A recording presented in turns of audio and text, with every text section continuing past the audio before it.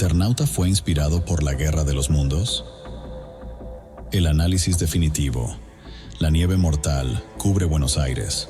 En Londres, una máquina de guerra marciana arrasa la civilización. Separadas por medio siglo y un océano, dos historias dibujan un mismo miedo. El miedo al fin de nuestra especie. El miedo al poder invisible. Hoy nos preguntamos, ¿el Eternauta fue una genialidad espontánea de Héctor Germán o Oesterheld? ¿O también, de alguna forma, el eco latinoamericano de la Guerra de los Mundos de G. Wells? Prepárate para un viaje entre la literatura, la política y los miedos de la humanidad. Para entender cualquier historia, hay que entender el mundo que la vio nacer. G. Wells publicó La Guerra de los Mundos en 1898. Era la era del imperialismo británico. El mundo estaba siendo colonizado y la fe en la superioridad humana parecía inquebrantable. Oesterheld, en cambio, escribió El Eternauta en 1957. En una Argentina herida por golpes de Estado, guerras mundiales recientes y la sombra de la Guerra Fría. Era un mundo que ya conocía la bomba atómica y el miedo real a la aniquilación masiva. Ambos autores, cada uno en su época, vieron un mundo que creía ser invencible, pero que se tambaleaba. A nivel estructural, La Guerra de los Mundos y El Eternauta comparten un patrón, una amenaza inesperada. En Wells es un cilindro caído del cielo. En Oesterheld es la nieve asesina, una humanidad desprevenida. En ambos casos la sociedad civil está totalmente desprotegida, incapaz de reaccionar a tiempo.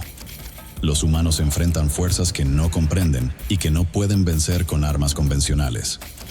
Tanto el narrador de Wells como Juan Salvo experimentan la soledad, la pérdida, el quiebre emocional. En la Guerra de los Mundos, los trípodes son visibles, pero el verdadero terror es la invisibilidad de los virus que al final derrotan a los marcianos. En El Eternauta, los ellos manejan todo desde las sombras. Lo visible, los manos, los cascarudos, son apenas herramientas. Ambas historias ponen al ser humano en su lugar, pequeños, vulnerables, sin control real. Pero la coincidencia más profunda entre ambas obras es el miedo que retratan. Wells escribe sobre el miedo al colonialismo inverso. ¿Qué pasaría si fuéramos invadidos como nosotros invadimos África o Asia? Oesterheld escribe sobre el miedo a las dictaduras, al control invisible, al fin de la resistencia popular. En ambas obras, el enemigo no es solo físico, es el miedo a la pérdida de identidad. Es el miedo a ser exterminados no solo en cuerpo, sino también en espíritu. Y en ambos casos, la respuesta no viene del héroe individual, sino del azar, de la naturaleza o de la resistencia colectiva. Sin embargo, hay diferencias que demuestran que El Eternauta no es un simple eco de Wells. El contexto social Wells escribe desde una sociedad imperial que teme perder su supremacía. Oesterheld escribe desde un país periférico, luchando por no ser sometido. El enfoque colectivo. En La Guerra de los Mundos, el protagonista actúa en solitario, sobreviviendo como puede. En El Eternauta, la colectividad es la clave. Juan Salvo, Favalli, Franco, el resto de los vecinos. Todos luchan juntos. No hay salvación individual.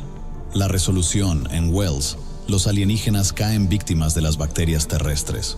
Una solución biológica, casi casual. En Oesterheld, la lucha continúa más allá del relato. No hay un final feliz. Juan Salvo queda atrapado en un bucle de tiempo, una condena eterna. El simbolismo político. El Eternauta es mucho más explícito en su mensaje político, especialmente en su segunda parte, El Eternauta II, donde Oesterheld denuncia abiertamente las dictaduras militares. Sabemos que Héctor Germán Oesterheld era un lector voraz de literatura de ciencia ficción. Admiraba a Verne, a London, a Bradbury y, sí, también a Wells. No sería extraño pensar que La Guerra de los Mundos plantó una semilla en su imaginación. Pero Oesterheld no imitó, transformó. traducir un miedo imperialista en un miedo latinoamericano, colectivo y profundamente humano es una proeza creativa en sí misma. Oesterheld no copia a Wells, lo supera, lo resignifica y lo adapta a su propio mundo. ¿Fue Wells una inspiración para Oesterheld? Seguramente. ¿Fue El Eternauta una mera versión argentina de La Guerra de los Mundos? Definitivamente no. El Eternauta es una respuesta, una adaptación, una reescritura profunda de los miedos de la modernidad. Mientras Wells nos advirtió sobre el colapso imperial, Oesterheld nos advirtió sobre el poder invisible, la traición interna, la necesidad de resistir como sociedad.